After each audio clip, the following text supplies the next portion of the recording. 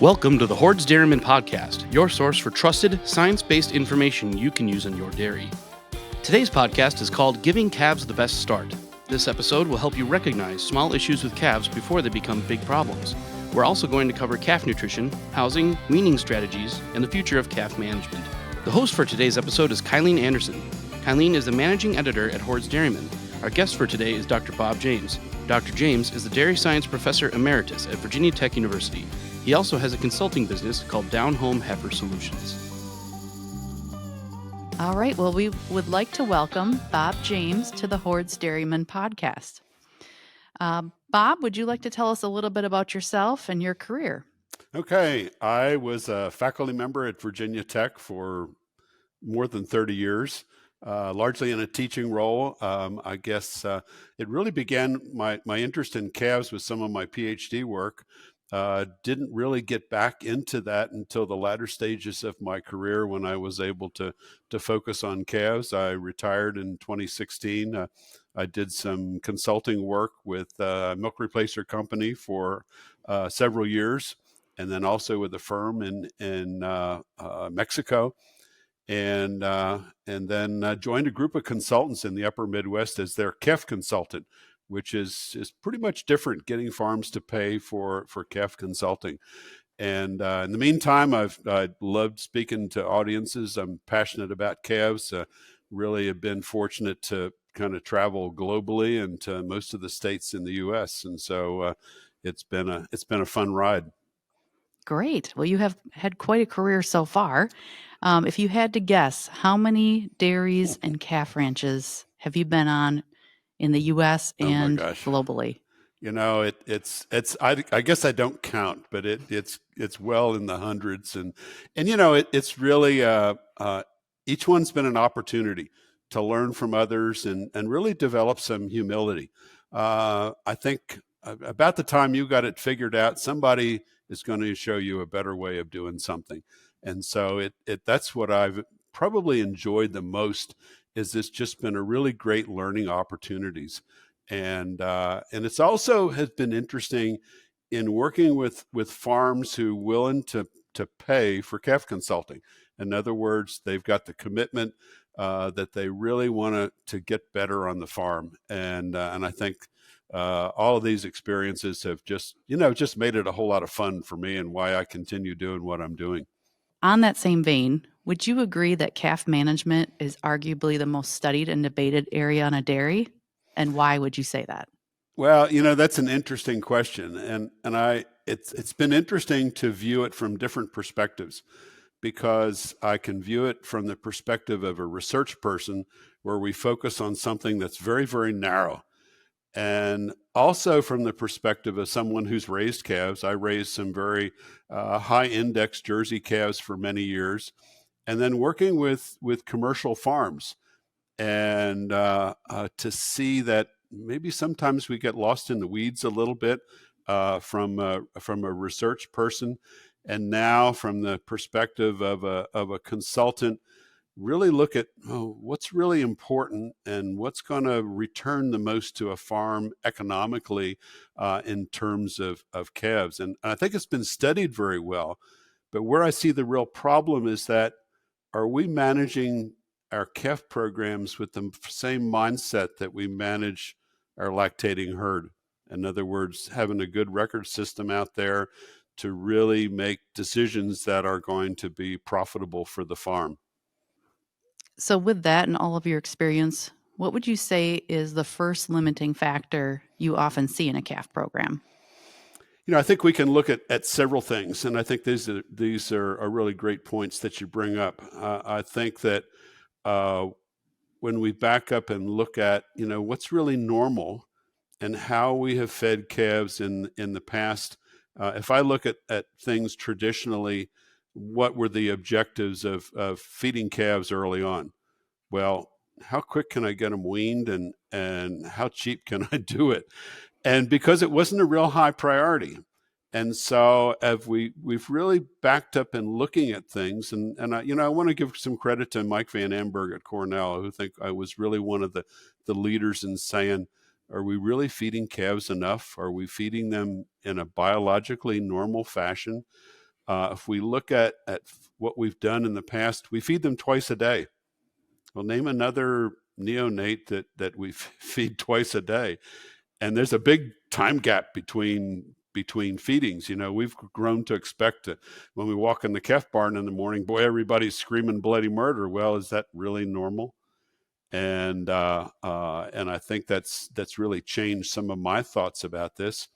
We look at weaning, and we've weaned them by feeding them once a day for a week. Wow, that's pretty stressful.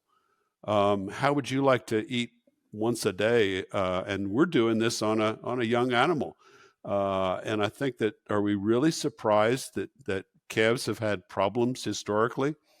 And I think the other point, and we'll probably talk some more about this a little bit later on, but the other point is really developing a system for recording some information that lets us make some good decisions in terms of calf management. And it's really been lacking, or it's been historical information that we really haven't used very effectively, I think, in managing our calf enterprise. And I think this is where the auto feeders have really opened up my eyes to the availability and the use of information. And I think that there's some pretty cool research that's being conducted on that at the present time. Just going back to that history on feeding calves twice a day. I mean, I've heard people talk that this goes back to, we milk cows twice a day, so we would feed the calves twice a day. Sure. And maybe this was a limit. Can you talk a little bit more about like limit feeding calves, or what some of that history? Yeah, and that's a really good point. I'm glad you brought that up. When we look at limit feeding calves, the whole idea was, well, let's get these guys weaned earlier. And you look at beef cattle, and I've worked with some farms, and I guess to back up just a little bit, I was riding my bike past our beef cattle pastures, and here's this beautiful pasture out there with Angus cows and their calves. And I thought, after a while I said, this is the way it's supposed to be. And then we look at what we do with dairy calves. Well, first of all, we want to wean them, the sooner the better. When I was a faculty member, we did research to see if we could wean them at 3 or 4 weeks of age. And yeah, it's possible biologically. But boy, that's a stress on that animal. And we did that for several different perspectives. One was to cut down on labor, because it takes a lot of labor. And the other one is it's a whole lot cheaper to feed them dry feed than it is to feed them milk. And so it was a labor, it was a cost. And we all know that if we feed them milk, they're going to get diarrhea. So if we can turn them into a ruminant sooner. And so our focus has been so much on rumen development rather than on calf development. And now there's got to be a happy medium in between, because we look at the age that we have where we're weaning beef cattle, that beef calf at several months of age. And so where's that happy medium? If we look in Europe, they feed milk a whole lot longer than we do. And so where can we have maybe the best of both worlds? And I think that's somewhere, around the 8 to 10 weeks of age where we wean those calves. But that's a real change in our mindset, I think, in feeding calves. Now, the fortunate thing is we see the value of calves right now has really changed. When we're looking at day or 2 day old male calves are worth $800, $900, $1,000, and heifer calves similarly. That makes us think a little bit more, and we're willing to invest a little bit more in the care of that calf. Again, going back to some of the research that's been conducted historically, if we feed that heifer calf better, she becomes a better cow. And I think that there's where, we've had a change in some of that mindset. Shifting that mindset a bit from 2 time a day feeding to individually housed, as well as looking at group housing and auto feeders. There's a lot of support that you give and you have, and there's a lot of considerations that need to go in. How do you look at that, and how do you recommend dairies to evaluate all those considerations in that major management change? Yeah, and I think the first thing that I do with farms is really to understand the commitment they're going to have to doing calves better. And because all too often when there's a failure, they blame it on the auto feeder. And so when I start out, I really want to know, and this is something I do regardless of whether it's auto feeders or conventional. When I look at my job and or my work with the farm on calf rearing, I want to look at maternity. Where is that calf born? How do they manage colostrum, and how successful? I want to see a calf that just really has a great appetite at 2 to 3 days of age. And that tells me, hey, we're ready for some success to consider an auto feeder on that farm. And I think it all starts with that, that you really need to have a calf that's doing well. Now, you can apply that whether they're on a conventional system or on an auto feeder system. But I think that's one of the really key points that I like to make. The other advantages as we look at that, I think the thing that I really like about the auto feeders is we can get more milk into calves earlier in life. And historically, we've taken the approach that, let's not feed them too much milk because then they'll get diarrhea. And I like to ask the feeder, whether it's a male or a female, gosh, have you ever changed a diaper on your kid? Did they ever blow out a diaper, and were they sick when they did it? Well, not really. I said, okay, we feed more milk, there's going to be more coming out. And I think we've always thought that might be a matter of illness. But I want to get more milk into calves sooner. And I can get better growth into that calf because we have smaller meals and they're more frequently spaced. And I think it's just a whole lot easier on that calf. If we even think about feed efficiency, what is the feed efficiency of feeding twice a day, large volumes of milk? And a lot of times we're dealing with intervals that might be 8 hours for one and considerably more for the, over 12 or 14 hours for the other interval. That calf has sucked up all those nutrients and is probably going to be mobilizing some body fat. Are they really very, very efficient? The other one I look at is labor. And we've always said, boy, it takes a lot of labor to feed a calf. But where is that labor that we have with those calves? That labor's involved in washing buckets, washing bottles, mixing feed, cleaning pens, cleaning individual pens. There's a lot of drudgery work that who gets to do that stuff, and that's not exactly that. Now, with an auto feeder system, can we remove some of that drudgery? And so that person, I like to say, you may not save anything in what you spend for labor, but you could hire a better person and it spends more time dealing with calves than doing all that drudgery work. I remember visiting a farm in Stratford, Wisconsin a couple years ago, and no one was there.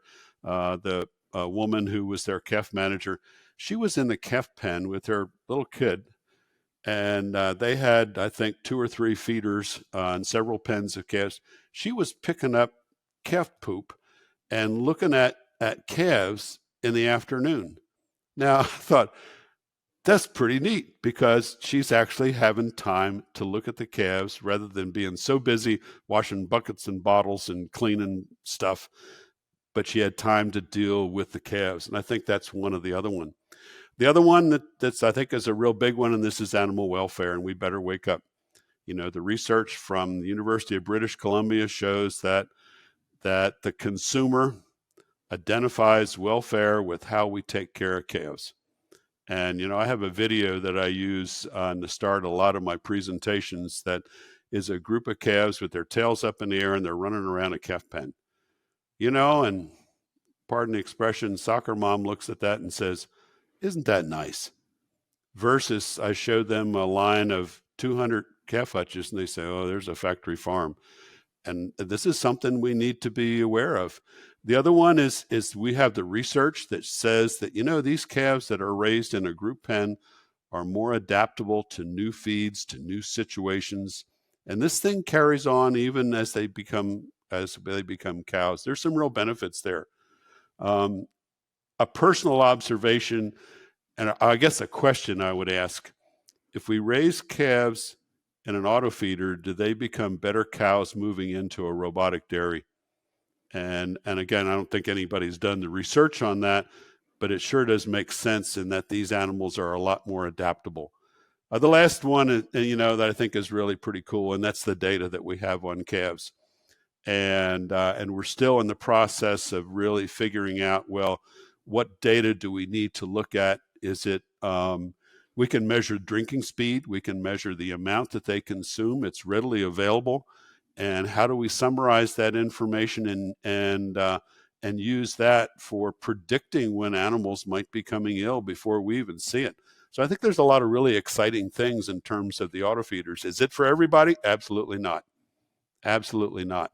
But I think that for someone who's really committed to taking care of calves, it's pretty doggone exciting. It's pretty exciting. I agree with all those points. And I just want to come back to, you talked about the intake earlier in life.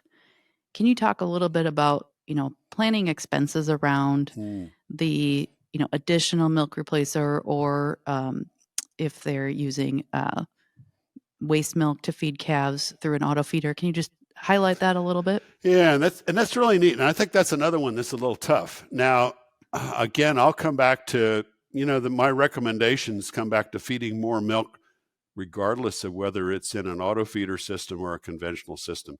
My point is I want to feed more early in life and then wean them. And we can talk a little bit about feeding plans.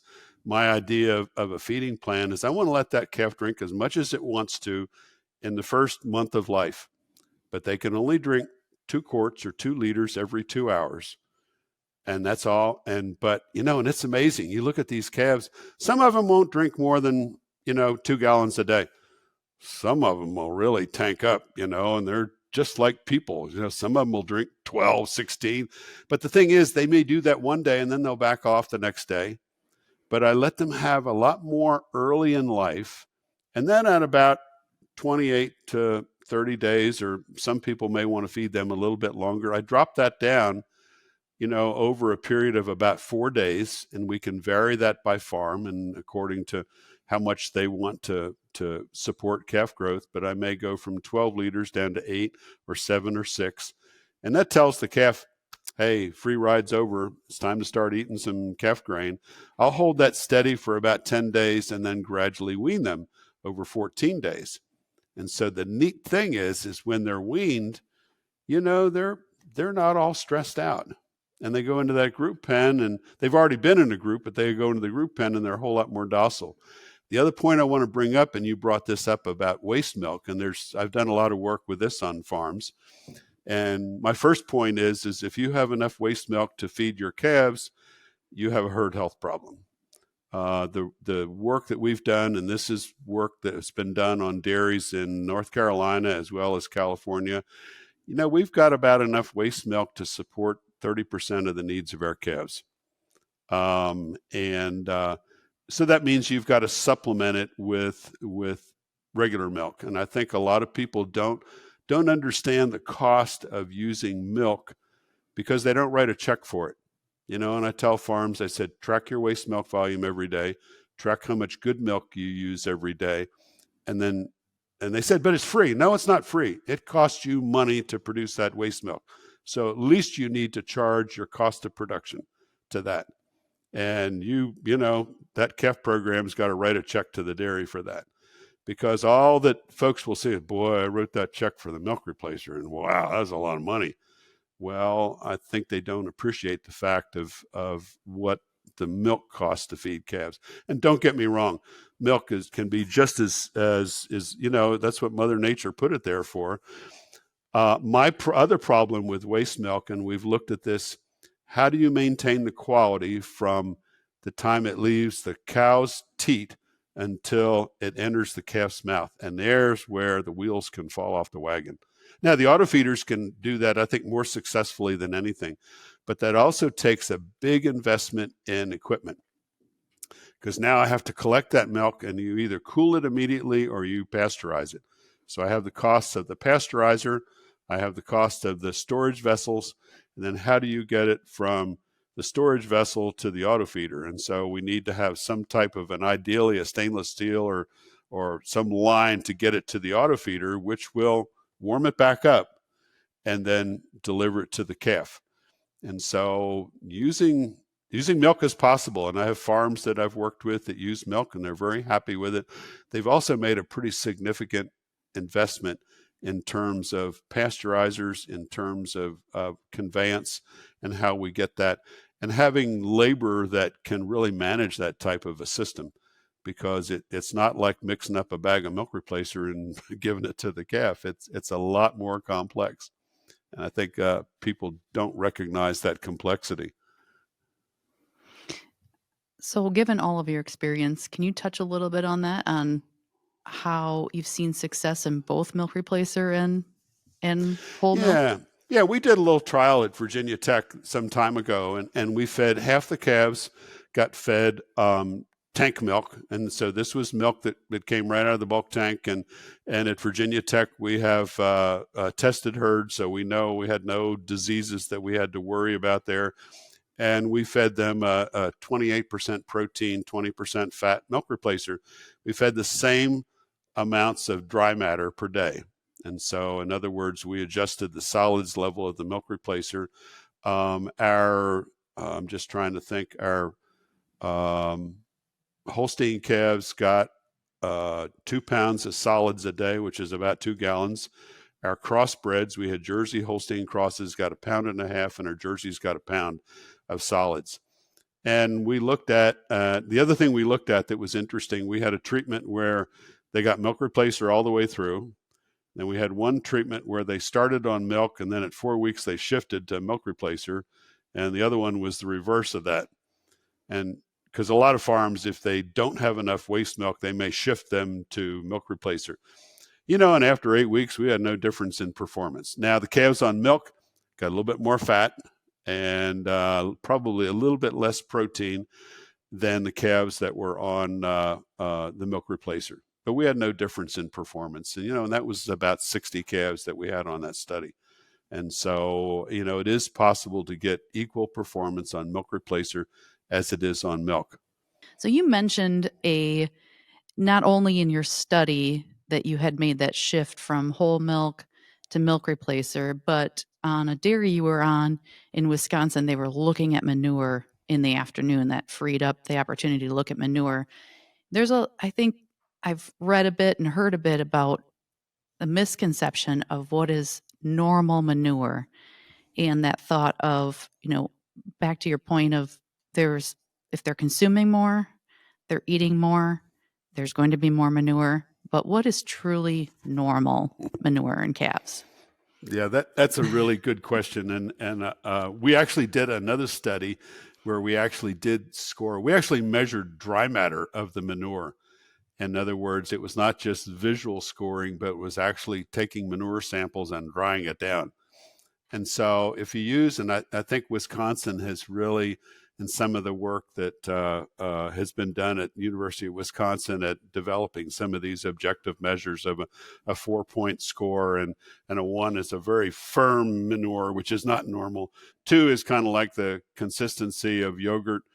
3 is a little bit maybe pancake batter, something like that. And 4 is water. Yeah, 4 is water, and 4 is the problem. This 2 to 3 thing is it really a problem if it still comes out fairly formed? It's not a stream coming out of that animal. And I think we have overreacted sometimes in terms of manure scoring and said that, oh boy, this calf's got scours, when not really. This calf, when you think about the 2-week-old calf and what's happening in there, there's a tremendous change in the gut microflora happening. And this was my PhD work, by the way, and many years ago. And but just a tremendous change, and as there is in little kids. And there's where you see some of these fluctuations in manure, and they're not pumping out water, and if they have a loose stool, but gosh, they're only going to the bathroom 2 or 3 times a day, is that a problem? Now, I think we tend to be over concerned, and that's probably good. We want to make sure we don't let something slide. I know in working with some calf ranches, and we have Hispanic women that we call them the treaters, and they tend to jump on things right away. And I applaud them for doing that, because they don't want something to get out of hand. And so we're very, very quick at giving electrolytes to that calf that maybe it's a little bit too loose. And so, giving an electrolyte, I think, is a really good insurance. And we can do that with an auto feeder. We can set up an auto feeder that several times a day, we just let them have a meal of electrolytes rather than milk. And but I think that sometimes we've been overly concerned about manure, and we expect it to be a nice, well-formed manure, and that's not normal. Yeah. So would you say in that transition from whole milk to, any whole milk, if it's waste or pasteurized waste milk or whole milk, to milk replacer, are you seeing differences in that manure score, or is there something that you should be concerned about if you're seeing that transition? Yeah, and this is interesting. One of the things we looked at was the average daily gain from calves during this shift because we did a cold turkey. We went one feeding, they got milk, the next feeding, they got milk replacer. When the calves went from milk to milk replacer, their average daily gain was actually a little bit higher, just for that 1 week. You say, so why is that? Well, osmolality is going to be a little bit different on milk replacer than it is on milk. Maybe they were just retaining more water. And so I didn't look at manure scoring then, but we looked at average daily gain on the calves, and it was different. It was actually higher on the calves that went from milk to milk replacer than milk replacer to milk. And, but it was just transitory. And so I don't think we actually looked at that time at what this manure scoring was like. I would expect it to be different, but the challenge you have is there's a lot of variability in milk replacer. The major manufacturers are just really very particular about ingredients. If somebody's offering you a cheap milk replacer, there's usually a reason for it. And that's, you look at the major manufacturers, and they stick to known sources of suppliers of whey proteins, of their fat sources. They're very, very particular with that. Now, there's a whole lot of stuff that you can buy that and really save some money. And I know in working with a calf ranch, I've just insisted we're not gonna be a least cost provider of ingredients for a milk replacer. I'm just not going to touch it, because you can get some skim milk that maybe it's a little bit burned, maybe it has a little bit higher bacteria count. And so I think you're going to see a lot more variation within a milk replacer than you might see between milk replacer and milk. And so it's really hard to make a really firm statement there. That's a really good point that you bring up. Yeah. Yeah. So we've talked a lot about calves on milk. Yep. Just wanted to shift gears a bit. If we could talk about weaning, and what can we learn, or what have you seen on managing through the weaning transition, and as we went from a limit feeding mentality and weaning as quickly as we can to turn that calf into a ruminant? What have you seen? Well, and the challenge you see in almost every farm that I've dealt with, and these are not auto feeder farms, is when do you wean a calf? And generally it's going to be 60 to 70 days. And I'm going to talk about hutch calves here. And so, at 60 days, I've actually measured calf starter intakes on a calf ranch. And we went from 1 to 4 pounds of calf starter, at a 60-day-old calf. It's about what you'd expect. And then, so you wean them at 70 days, and they're in this calf hutch. And what are they going to do? There's no milk. Maybe they've been weaned by feeding once a day. They're pretty much ticked off, and they start eating some calf starter, and there's so much variation in calf starter. People think they've got it all figured out, and I say, there's number one thing with the calf starter is, will they eat it? Is it palatable?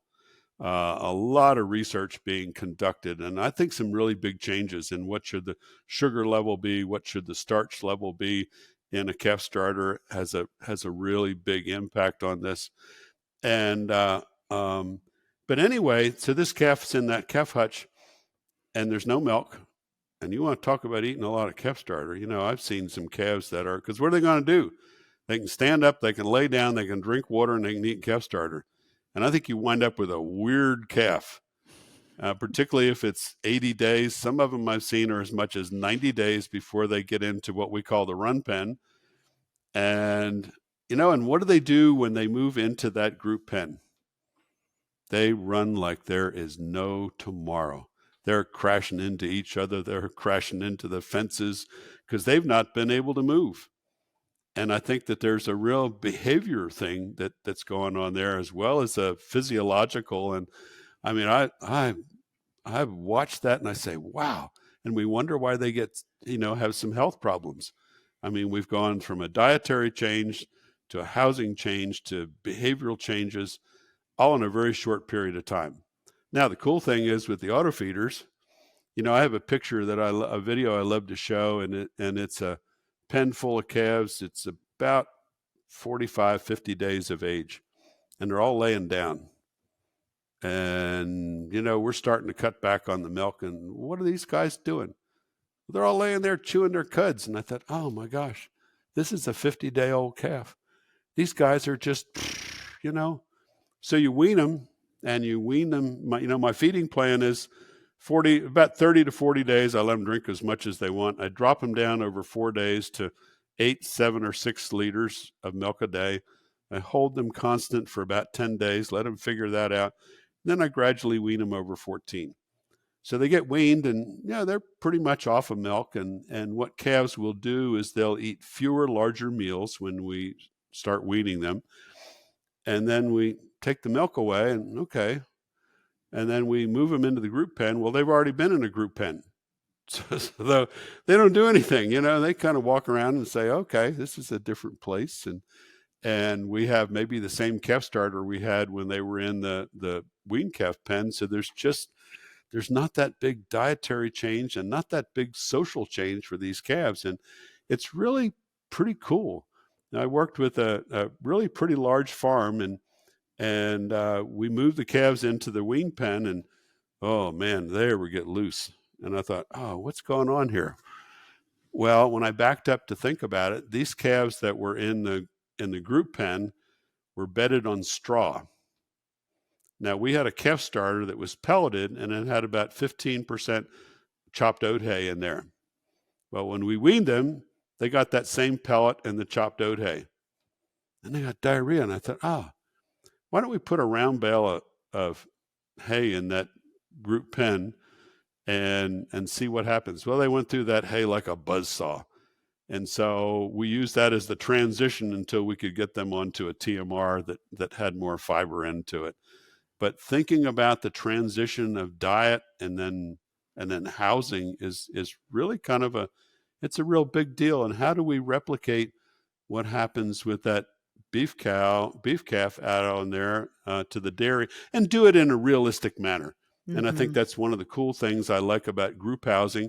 I will say we can do the same thing almost with pair housing, except we still have that deal where we've got to wash buckets and bottles, and I think you need a person with some talent to manage paired house calves. But behaviorally, there's some real similarities there. I mean, have you seen that when they've gone from pair housing to that group, that they don't have quite that same social shock? And then that, where they're off feed. Have you seen that benefit? Yeah. And I think that there's a farm that I've done some, I had this person, Hank Wagner's pretty well known in Wisconsin, and Laura, his daughter, kind of runs their calf program, and they really do a super job with their paired housing. They've got some really neat innovation there. And that's typically what they tend to see. And you look at the work done at University of Kentucky and also historically in University of British Columbia. They also have made that adjustment to being in a situation where they're not isolated. And I think that there are some advantages. And as I say, group housing and auto feeders are not for everybody, but paired housing, I think, is a real big step up from individual housing of calves. Now, I get worried about it. How do you do it on a pretty large farm? You're going to need someone who's really got some talent in managing a lot of calves in a paired housing situation. I've worked with some big calf ranches, and I first of all, they've made a huge investment in all these individual pens, and that would mean and when you look at the investments you have, and I've not done this, but you look at the investment that you have with hutches, and then adding all those together, it's pretty significant. And you look at the amount of land that's involved in a large hutch operation. That's a pretty substantial chunk of land to house calves in a calf hutch situation, and tremendous investment in terms of labor. And I think we've not considered all of that. Plus, I believe in Wisconsin, the rule there on a larger operation, you must collect the manure from a hutch site into your nutrient management system. And that's something, we've pretty much ignored in the past, but that's a big deal.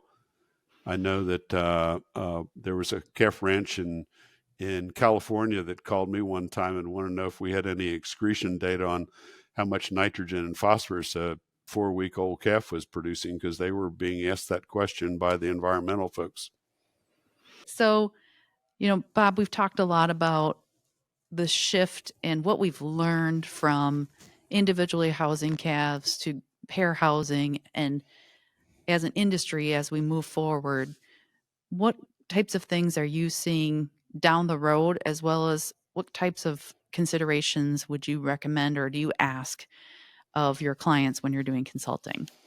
Well, I think that there's a couple of things that we need to be concerned about. I think we need to pay more attention to welfare, and I think that there are some potential benefits from that, from paired housing for group housing, and that we're finding out that, by gosh, if we treat these calves better as calves, maybe they're a little bit easier to manage as cows, and I think that there's some potential benefit there, and benefits from paired housing or group housing.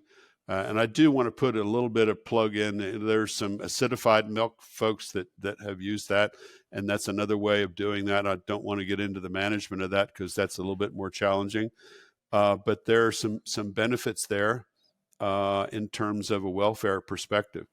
The other one that we need to be considered is nutrient management. I mean, these calves are producing nitrogen and phosphorus. And as we look at the total farm nutrient management picture, we're very cognizant of that in Virginia because we're close to the Chesapeake Bay. Wisconsin needs to be concerned because you're very close to the Great Lakes. But it's really managing the nutrients that are coming from those calves. And that's a consideration when we have a calf hutch. Now, in the farms in Texas, we don't have to worry about that because we're not used to any navigable body of water at all, and it's a lot drier, and so it's not as much of an issue. But for a lot of the country, it's going to be an issue. The other one is just transportation, and I think that we have a lot of calf ranches that are located in the middle part of the U.S. in the Southwest, and the idea of putting a young calf on a trailer and moving them, for 15 to 24 hours is, and farms have done that and do it very successfully. And I'll be very honest, and they have the data to show that, boy, these calves handle that. But to defend this to the consumer, it's going to be tough. It's going to be really tough that first of all, that we take this calf off of mama and put it on a trail and wean it from mother right away is a tough one. And then transport it. And I want to touch on this cow-calf separation just briefly, because the Europeans are really high on that. And I don't know how we're going to do that on a farm of any reasonable size. And to me, there's a lot more to welfare than there is of having a calf nursing a cow. because how do you do that successfully? And with the udders that we have on cows, that how do we do that successfully? And it's I remember seeing a presentation at PDPW, and we talked about this issue of cow-calf separation, and they had a veterinarian from one of the Scandinavian countries and was very excited about this, and showed a video of these calves in a pen, and they turned the cow in, and all the calves ran over and sucked on mom. And I got to looking at that video, and the environment was horrible. The calves were dirty. There was no ventilation in this facility.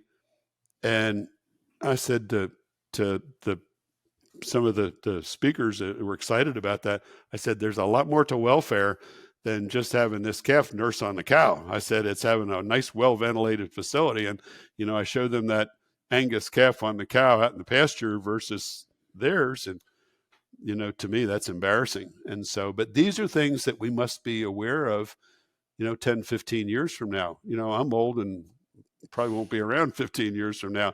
But for the 30 or 40-year-old, what do they need to do to be prepared for the future?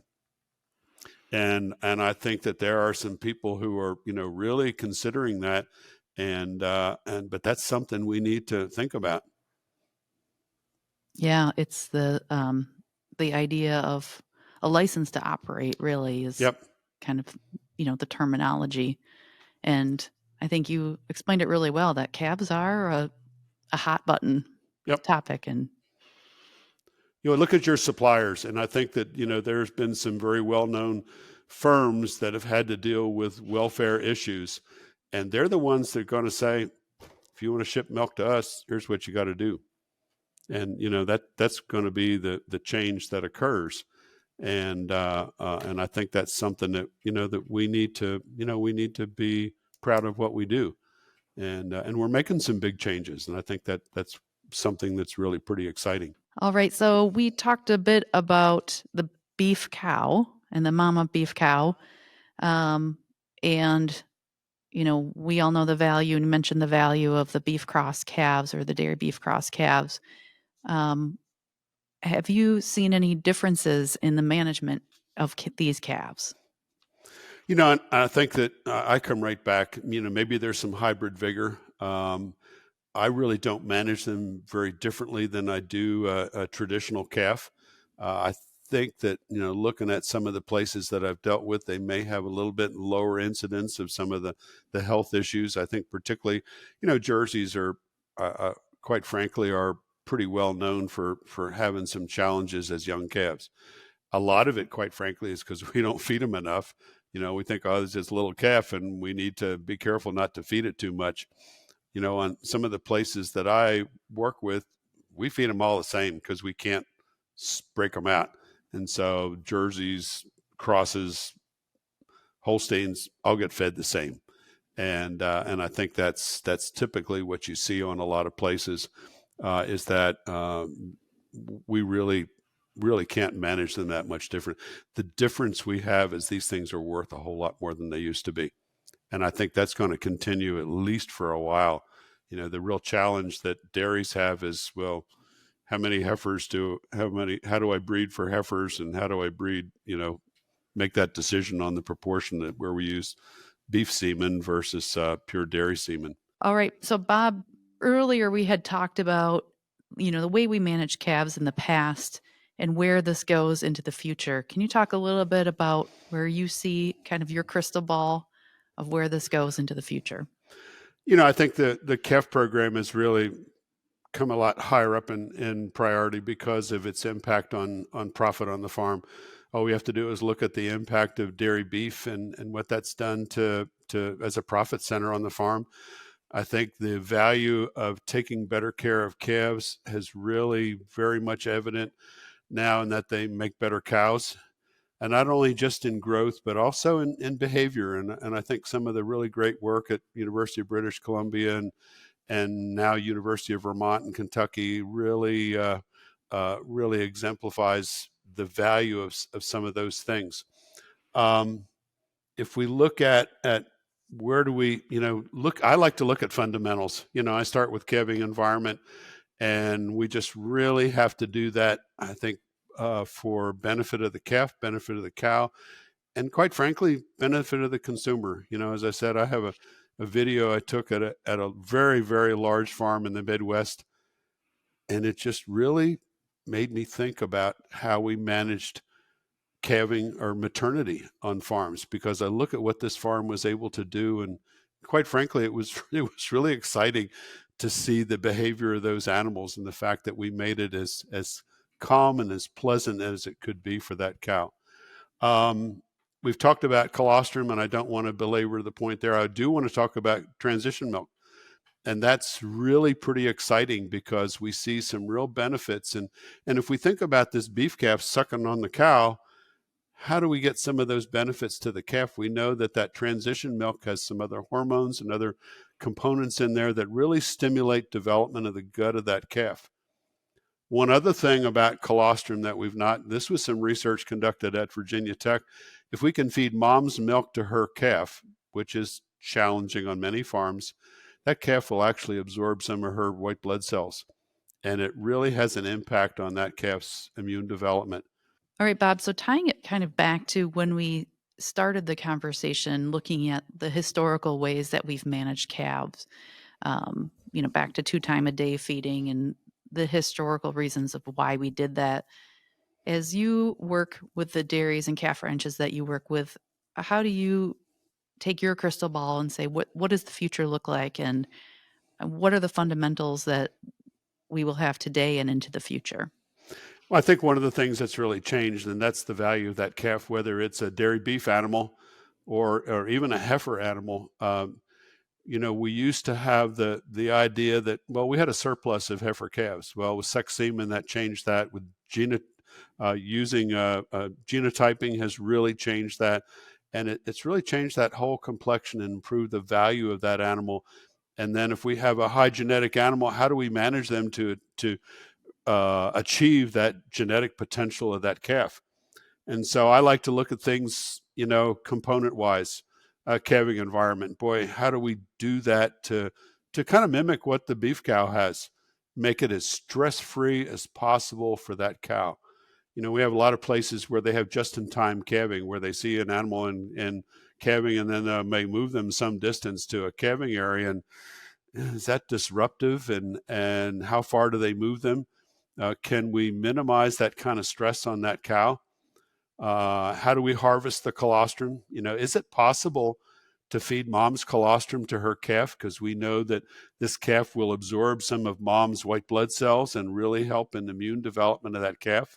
And I know some farms, who have done that successfully, some larger farms, and, they have a pot milker right there by the calving pen. And one of the things that the personnel do is they milk her and feed that colostrum right to that calf. So, it's low bacteria count and it's mom's colostrum, and we haven't had to mess with all those other things. And then how do we feed that transition milk? Can we harvest that? Again, a farm that I saw in California, they milked the fresh cows right there. They fed that milk to her calf. They took the calves that had just calved, and those are the first ones that came in the parlor to be milked.